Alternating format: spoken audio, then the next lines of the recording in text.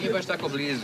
Poslijepodnevna šetnja trojici dječaka iz Dubrovnika umalo se pretvorila u tragediju. Najmlađi od njih prilikom penjanja na obližnje brdo pao je i ozlijedio glavu. Ostala dvojica odmah su pozvala pomoć, te su na teren upućene jedinice Gorske službe spašavanja, hitne pomoći i policije. Pa dobili smo znači dojavu da je nestao, odnosno ne nestao, nego da su 3 dječaka pošla u planinariti i da se jedan ozlijedio, točnije da ima ozljedu glave.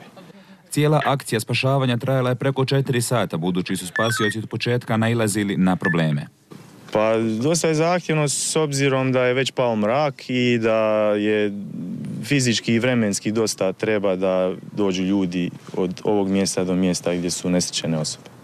Oko 20 sati pripadnici Gorske službe spašavanja spustili su se sa dječacima, te su ozlijeđenog odmah preveli u bolnicu. Ništa, mali je bio pri svijesti, vršili smo mobilizaciju, znači zaštitili smo ga od elemenata i mali je bio okej, samo su bili presrećeni, ja.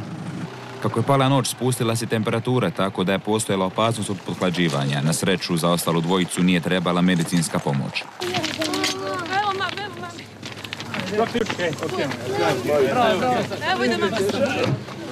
Devetogodišnjak je prevezen u opću bolnicu Dubrovnik, gdje je zadržan preko noći.